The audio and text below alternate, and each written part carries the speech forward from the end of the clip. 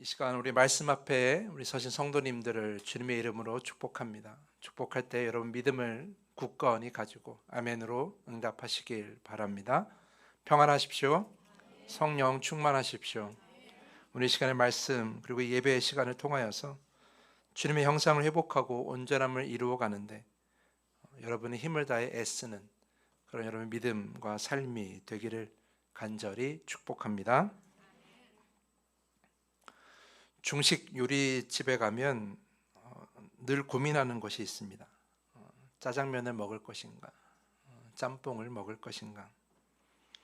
한두 번 간 것도 아니고 수십 번 간 그런 식당인데도 여전히 결정하기가 어렵습니다. 이젠 좀 결정할 때도 됐는데 여전히 우리는 결정하지 못한 채 고민을 하죠. 그래서 그 중식 요리집에서 매우 획기적인 것을 개발합니다. 바로 반반씩 담겨 있는 짬짜면이 나오는 거죠. 짬뽕과 짜장면을 함께 담아놓고 그 고민하지 말고 이거 먹어라 라고 이렇게 개발한 거죠. 저는 처음에 이걸 보고 너무나 획기적이라고 생각해서 엄청 잘 팔릴 거라고 생각했어요. 그런데 의외로 가장 팔리지 않는 메뉴가 바로 짬짜면이 된 거예요. 왜 사람들은 고민하지 않아도 되는데 왜 그것을 주문하지 않고 먹지 않을까? 이유는 단 한 가지. 사람들은 애매한 것을 싫어하기 때문이에요. 완전한 짜장 한 그릇을 먹어야 속이 편하고 완전한 짬뽕 한 그릇을 먹어야 다 먹었다라고 생각하는, 그러니까 애매한 것보다는 뭔가 완전한 것을 먹고 가지는 것을 좋아하는 거죠.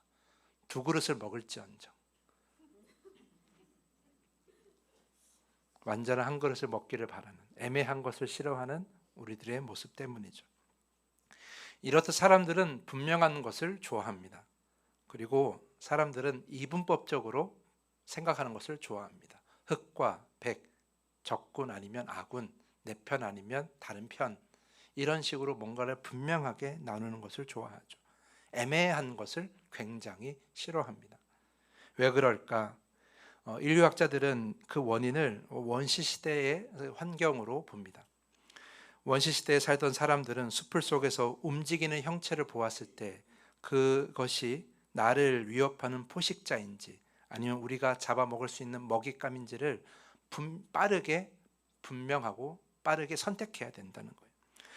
만약 그 결정을 미루고 중간쯤일 수 있어 라고 생각하면 그것이 나를 위협할 수도 있고 그것의 생명을 뺏길 수도 있기 때문에 인간은 본능적으로 빠른 시간 안에 분명한 것을 결정하고 그것을 내 마음속에 가지고 있어야 평안하다라는 거예요.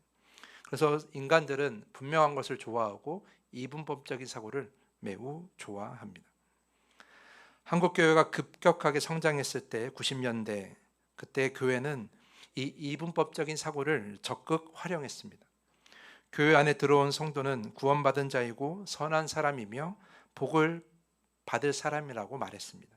반대로 교회 밖에 있는 사람들은 구원받지 못한 사람이고 죄인이며 복을 받지 못할 사람이라고 이렇게 이야기했습니다.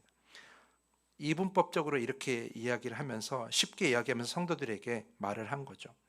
그래서 많은 사람들이 교회를 향했고 스스로 외쳤습니다. 나는 교회 왔으니까 이제 구원받았다. 나는 이제 교회 왔으니까 죄인이 아니다. 나는 이제 교회 왔으니까 복을 받았다. 나는 이제 교회 왔으니까 성도니까 천국에 간다. 이런 생각들을 한 거죠. 하지만 그러한 섣부른 판단, 그런 생각이 한국교회에 어려움을 가져오게 되었고 그렇게 섣부른 판단으로 다 이룬 것처럼 생각하다가 교회 밖에서 엉망으로 살면서 한국교회의 신뢰를 잃어버리게 되는 그 결과를 갖게 된 것이죠.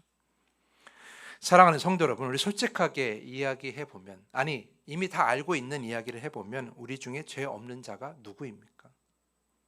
아무도 없습니다. 바울이 얘기했던 것처럼 우리는 다 죄인이죠. 여전히 죄인인 우리를 하나님께서 자녀 삼아 주신 것이고요. 여전히 죄인인 우리를 하나님께서 하나님 나라의 백성으로 삼아 주신 것이에요. 그러니까 우리가 예배드리고 기도하고 찬양할 수 있는 것이죠.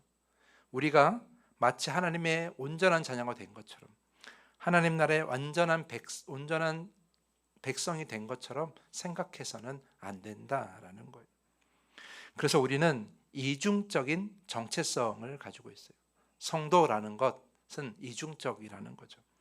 의인이라 불러주시지만 여전히 죄인이고, 하나님 나라의 백성이라 불러주시지만 여전히 그것은 임시 자격일 뿐인 거예요. 구원을 받았지만 아직 온전한 구원을 이룬 사람은 아무도 없는 거죠. 이렇게 우리는 이중적인 정체성을 가지고 있어요. 하지만 조금 전에 말씀드린 것처럼 우리는 이러한 이분법적인 사고 안에서 이러한 이중적인 정체성을 매우 받아들이기를 어려워합니다. 왜냐하면 우리는 분명한 것을 너무 좋아하기 때문이죠. 그래서 이 이분법적인 정체성을 설명하면 받아들이지 않으려고 하고 어렵게 생각하시는 경우가 많이 있어요. 하지만 성경은 그렇게 말하지 않아요. 성경은 우리의 이중적인 정체성을 분명하게 이야기하고 있다라는 거예요.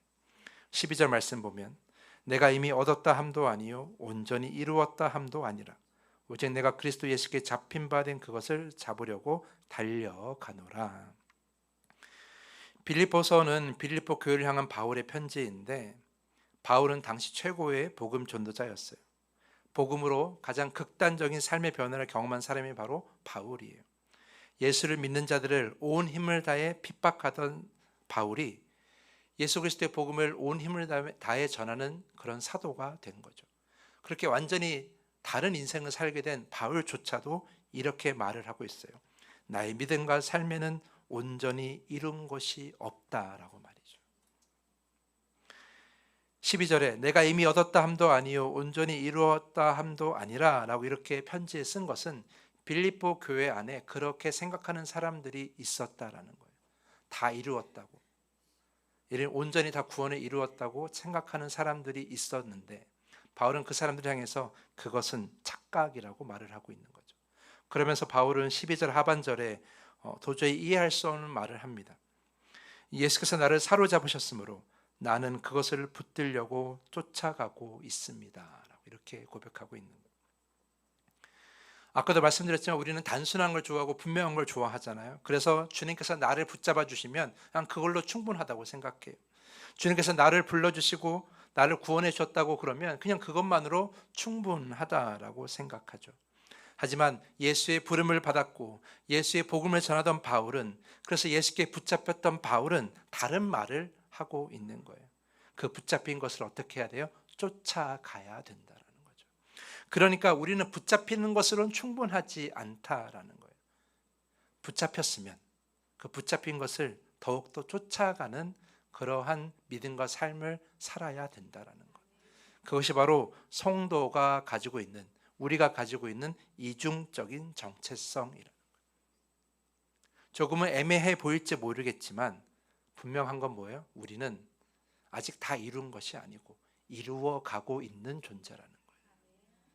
애매하지만 그것이 진리예요. 그것이 우리의 본 모습이라는 거죠. 한 가지 이야기를 들려드립니다. 천사와 악마가 한 인간을 두고 내기를 했다고 해요. 천사는 그를 착한 사람이라고 주장하였고 악마는 그를 나쁜 사람이라고 주장하게 됩니다.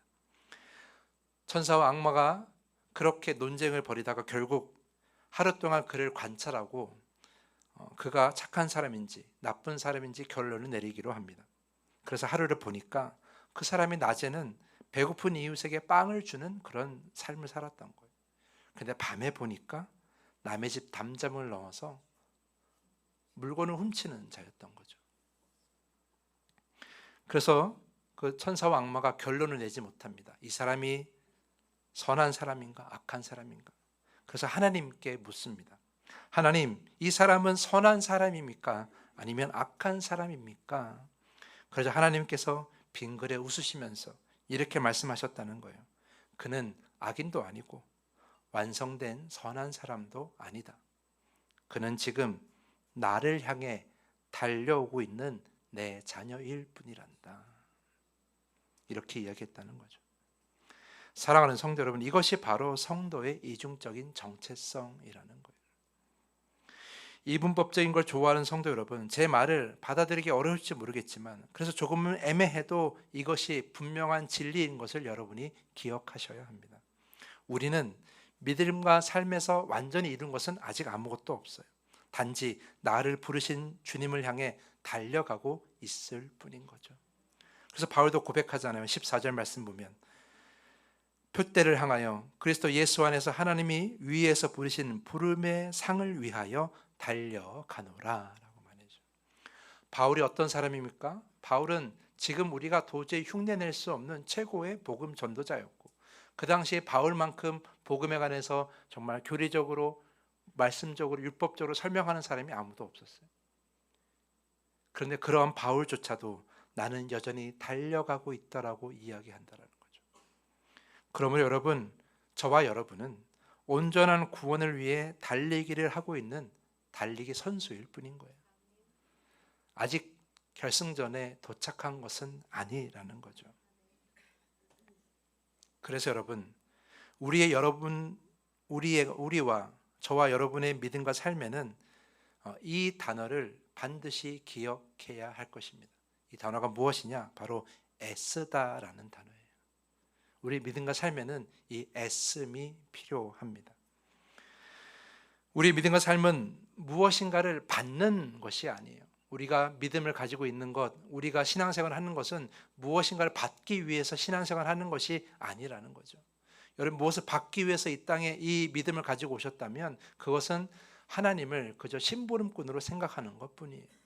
우리가 믿음을 가지고 이 신앙생활을 하고 있는 것은 받기 위함이 아니라 애쓰기 위함이라는 거죠. 애쓰기 위하여 신앙생활을 하고 있는 거예요. 우리를 붙잡은 주님의 손을 붙잡으려고 애쓰는 것이 신앙생활이고, 여전히 남아있는 죄를 삶에서 하나씩 지워내기를 애쓰는 것이 바로 신앙생활이에요. 특권을 받고 들어온 하나님 나라에 내가 영원히 머물기를 애쓰는 것이 신앙생활이고, 나와 동행하시는 주님을 한눈 팔지 알고 끝까지 따라가기를 애쓰는 것이 바로 신앙생활이에요. 힘겹게 들은 말씀을 그저 듣는 것으로 그치는 것이 아니라 말씀으로 살아내기를 애쓰는 것이야말로 진짜 신앙생활이라는 거죠. 의인이라 우리를 불러주시지만 여전히 죄인이기 때문에 이 이중적인 정체성 위에서 좀 더 죄인에서 멀어지고 의로운 삶으로 가까워지기를 애쓰는 것, 그것이 바로 바울과 우리가 가지고 있는 본 모습이라는 거예요. 목회자든 장로든 권사든 집사든 신앙의 연수가 어떻게 되었든지 간에 우리는 다 공통점이 있는데, 그것은 바로 뭐예요? 우리는 애쓰는 자라는 거예요. 죄에서 멀어지고 연약함에서 멀어지고, 그렇게 우리의 삶이 불완전함에서 멀어지고 온전함으로 나아가기를 애쓰는 것, 그것이 바로 우리의 신앙의 모습이라는 거죠. 그래서 저는 온전한 믿음과 삶에 있어 가장 중요하게 생각하는 것이 바로 이 애씀이 있느냐 없느냐예요. 제가 바라보는 성도의 기준은 어떤 성도가 가장 좋은 성도인가, 어떤 성도가 다른 성도의 본이 되는가 할 때 제가 가장 중요하게 생각하는 기준이 뭐냐 하면 바로 애쓰느냐 애쓰지 않느냐예요. 비록 연약함을 가지고 있지만 그 연약함에서 벗어나기를 애쓰는 성도야말로 진짜 이 교회에 필요한 성도라는 거죠. 세상은 결과물로 판단하지만 하나님은 방향으로 판단하십니다. 막 걷기 시작한 아기를 한번 상상해 보십시오. 아기가 걸음마를 배울 때 수백 번 넘어집니다. 그런데 그때마다 부모가 너는 왜 아직도 못 걷니? 라고 이렇게 지적하고 비난하는 경우는 한 번도 없어요. 오히려 비틀거리며 한 발을 내디디려 할 때 그 애쓰는 모습에 우리는 어떻게 합니까? 박수를 치는 거예요. 하나님도 마찬가지라는 거죠.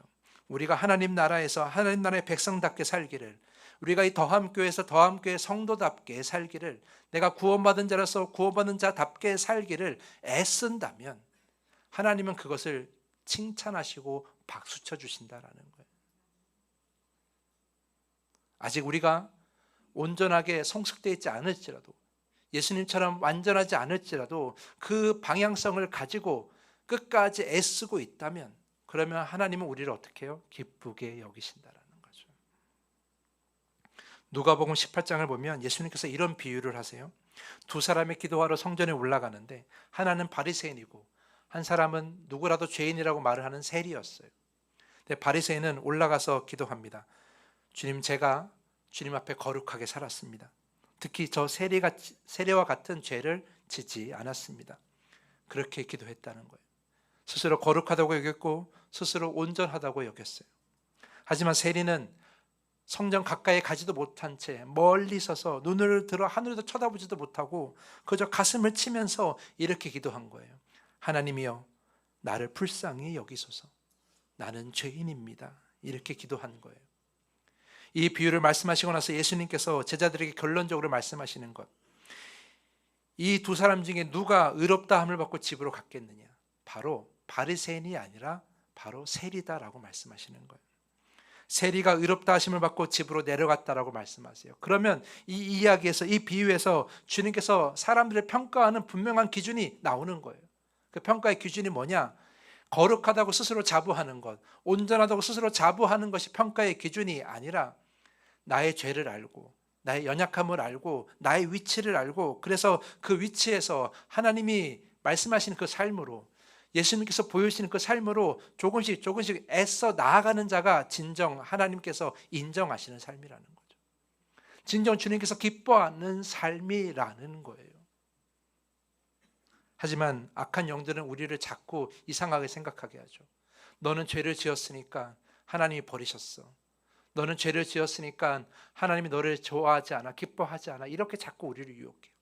하지만 진짜 하나님이 기뻐하지 않으시는 건 죄를 알고도 죄를 바꾸지 않는 거예요. 나의 죄를 알았을 때 그걸 깨닫고 눈물로 회개하며 그 자리에서 벗어나기를 애쓴다면 하나님은 그것만으로도 매우 기뻐하신다라는 거죠. 우리 더함교회 리더자들이라면, 권사라면, 집사라면, 그리고 속장이라면, 그렇게 더함께서 쓰임받는 그런 성도라면 저는 어떤 사람이 되어야 되느냐? 이렇게 애쓰는 삶을 보여주는 자가 되어야 돼요. 거룩한 척, 잘난 척하는 그런 성도들이 아니라 내가 진짜 나의 죄에서 벗어나기를 애쓰기를 보여주는 자, 그런 사람, 그런 성도야말로 진짜 리더고 진짜 이 교회를 이끌어가는 사람이 되어야 하는 거예요. 주님의 손을 붙잡기를 애쓰며 죄를 하나씩 지우기를 애쓰며 하나님 나라에 머물기를 더욱더 애쓰며 한눈 팔지 말고 주님을 따라가기를 애쓰며 그렇게 들은 말씀을 삶으로 살아내기를 애쓰는 자, 그런 애쓰는 자가 진짜 하나님이 기뻐하시는 자이고 하나님이 이 교회를 위해서, 하나님 나라를 위해서 쓰시는 자인 줄 믿습니다. 여러분 모두가 그렇게 나의 믿음과 삶에서 애쓰는 자가 될 수 있기를 간절히 축복합니다. 사랑하는 성도 여러분, 애쓰는 것과 애쓰는 척하는 것은 완전히 달라요. 16절 말씀 보면 오직 우리가 어디까지 이르렀든지 그대로 행할 것이라. 이 말씀이 어떤 의미입니까? 여러분이 어떤 믿음의 그 위치에 있든지 간에 그 위치에 있는 만큼 애쓰시면 되는 거예요. 나는 이제 갓 신앙생활을 했는데 신앙생활을 갓 시작한 성도가 권사님, 장로님처럼 할 수는 없는 거예요. 그렇게 흉내내는 것은 그거는 그저 연극일 뿐인 거죠. 신앙생활하는 성도님들 중에서 내가 거룩한 척, 열심히 하는 척, 뭔가 믿음을 좋은 척이라고 열심히 연극하는 사람들이 있는데 그 연극은 다 티가 나요. 연극하지 않고 진실로 애쓰는 자는 그 애씀이 눈에 띄게 되어 있어요. 겸손하게 자기의 부족함을 다 이야기하고 그리고 그 위치에서 조금씩 벗어나기를 애쓰는 것이 눈에 보인다는 거죠. 근데 죄의 회개도 없이 내 마음을 회개하는 것 없이 그저 거룩한 척, 잘난 척하는 건 그저 연극인 거 다 알고 있다는 거예요. 그런 자들은 결코 이 교회에서 온전한 리더자가 될 수가 없는 거죠. 그런데 왜 우리는 애쓰지 않을까? 그런데 왜 우리는 이 애씀을 알면서도 애쓰려고 하지 않을까? 왜냐하면 우리는 뒤를 돌아보기 때문에. 13절 말씀, 형제들아 나는 아직 내가 잡은 줄을 여기지 아니하고 오직 한 일, 즉 뒤에 있는 것은 잊어버리고 앞에 있는 것을 잡으려고 하노라. 여러분 바울이 얼마나 많은 위대한 열매들이 있습니까? 수많은 초대교회를 세웠고 수많은 성도들을 믿게 하였으며 또 수많은 성도들이 온전히 자리 잡을 수 있도록 가르친 자가 바로 바울이에요. 유럽과 로마와 그리고 아시아 지역에 그렇게 많은 곳을 두루 다니면서 복음을 전한 자가 바울이에요. 근데 그가 오늘 뭐라고 얘기해요? 뒤에 있는 것은 잊어버리겠다고 말을 해요. 왜 그럴까? 뒤에 있는 것을 보면요, 인정받으려고 하기 때문이에요. 내가 이룬 것을 보면 그것에 우리가 교만하기 때문이에요.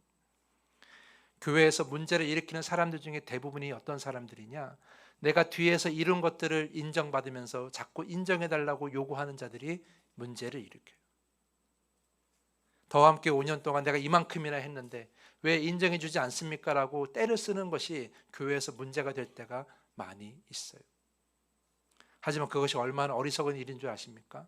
우리는 다 아직 결승전에 이르지 못했는데 지금까지 달린 것을 가지고 그저 인정해달라고 하는 것은 아무런 의미가 없어요. 진짜 의미 있는 건 뭐예요? 결승전을 통과해야 되는 거죠.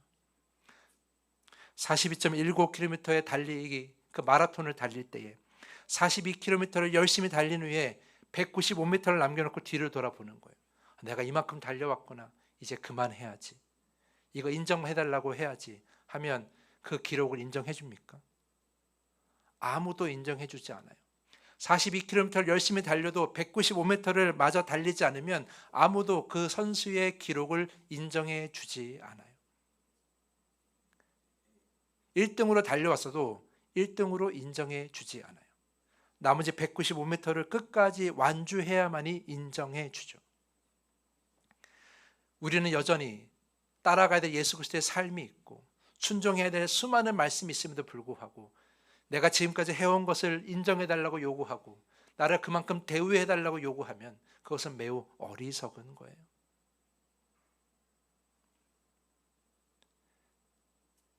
진짜 신앙인은, 진짜 믿음을 가진 자는, 진짜 믿음의 온전한 자는 지금까지 가지고 온, 살아온 것, 내가 행한 것, 내가 여기서 헌신한 것을 인정해달라고 하는 것이 아니라 아직 가지 못한 것을 바라보는 자가 진짜 성도예요. 끝까지 그것을 바라보는 자가 진짜 하나님의 백성이고 하나님의 자녀라고 할 수 있는 거죠. 오늘 바울은 그 고백을 하고 있는 거예요. 우리가 그 바울의 업적을 도저히 따라갈 수 없음에도 불구하고 바울은 얘기하는 거예요. 나는 과거는 다 잊어버리고 아직 가지 못한 것을 바라보겠다라고 말이죠. 진짜 성도는, 진짜 리더는 그런 자예요. 사랑하는 성도 여러분, 2025년을 보내고 2026년을 맞이하는 이때에 내가 믿음과 삶 안에서 이룬 것들을 가지고 내가 조금 더 좀 잘난 척 하려고, 내가 조금 더 내세워 보려고, 내가 조금 더 좀 돋보이려고 했다면 그 마음은 이제 접으십시오. 여전히 우리는 가야 할 길이 많이 남아있는, 여전히 마라톤을 달려야 될 우리는 그저 아직 잡을 것을 향해 달려가는 그냥 성도일 뿐입니다. 잘난 척하지 마시고 교만하지 마시고 겸손하게 주님, 저는 죄인입니다.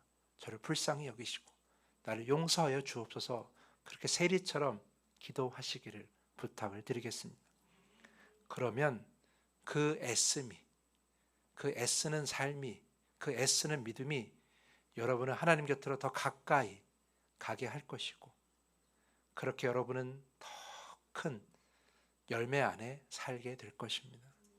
하나님이 그러한 삶을 매우 기쁘게 여기시고 하나님이 주시고자 하는 그 충만한 복을 누리게 하실 겁니다. 우리는 우리의 믿음과 삶은 애쓰는 거예요. 받는 것은 그 다음이에요. 우리가 애쓰면 그 애쓴 만큼의 열매를 받게 되는 거죠. 그것이 진짜 복이에요. 복을 받고자 애쓰는 것이 아니라 우리가 하나님을 닮아고 하나님의 거룩함을 회복하자, 예수님의 삶을 닮아고자 애쓰는 것이 그 복을 우리에게 불러오게 하는 것이죠. 그러므로 여러분, 믿음과 삶에서 말씀으로, 성령으로, 예수 그리스도의 삶으로 그렇게 온전함을 이루어 가는데 애쓰기를 간절히 부탁을 드리겠습니다. 우리 옆에 있는 성도들과 우리 인사 나누겠습니다. 우리 애쓰는 한 해 됩시다. 인사 나누겠습니다. 우리 애쓰는 한 해 됩시다. 네, 우리 애쓰십시다. 네, 제가 옆에 보고 인사하라는 것은 다짐을 하라는 거예요. 옆에 사람이 증인이고 내가 애쓰겠다라는 걸 다짐하시라는 거죠. 애쓰는 한 해, 그래서 많은 열매를 거두는 한 해, 그런 2026년이 되기를 간절히 축복하면서 오늘 말씀을 마치겠습니다. 이제 말씀을 정리합니다. 감리교를 처음 시작했던 우리 요한 웨슬리는 이런 말을 남겼습니다.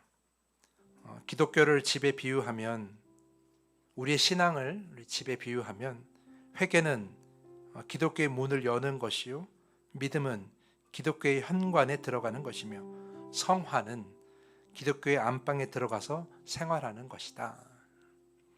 이 말의 의미가 무엇입니까? 결국 우리가 회개도 하고 또 믿음을 가지고 신앙생활 하지만 더 중요한 건 뭐예요? 성화, 온전함을 이루는 것이 더 중요해요. 온전함은 단번에 이루는 것이 아니잖아요. 늘 말씀 가운데 살아가면서 이루는 것이, 늘 애쓰면서 이루는 것이 성화예요. 그것이 바로 온전함이죠. 그렇기 때문에 기독교라는 것, 우리의 신앙생활이라는 것은 가장 중요한 건 뭐예요? 바로 이 온전함을 이루는 데 애쓰는 것이 가장 중요하다라는 거죠. 이 애씀이 없으면 우리가 이 신앙생활을 한다라고 할 수가 없는 거죠. 이제 여러분의 2025년을 돌아보십시오. 나는 온전한 신앙생활과 믿음을 위해 무엇을 애썼는가? 혹시 내가 이룬 것을 바라보며 뒤를 돌아보며 그것에 만족하면서 단 한 순간도 애쓴 순간이 없는 것은 아닌지 한번 돌아보셨으면 좋겠어요. 그렇다면 그러한 여러분의 삶을 돌이키시고 회개하고 2026년은 이제 애쓰는 한 해가 되게 해달라고, 온전한 믿음과 온전한 삶으로 말씀 안에서, 성령 안에서, 예수님께서 가르치는 그 모든 말씀 안에서, 보여주신 삶 안에서 우리가 애쓰게 해달라고 이 시간 기도하기를 부탁을 드리겠습니다. 우리 말씀을 생각하면서 이 시간 다짐의 기도를 드리겠습니다. 기도하겠습니다. 하나님, 이 시간 간절히 기도합니다. 우리의 신앙을 다시 한번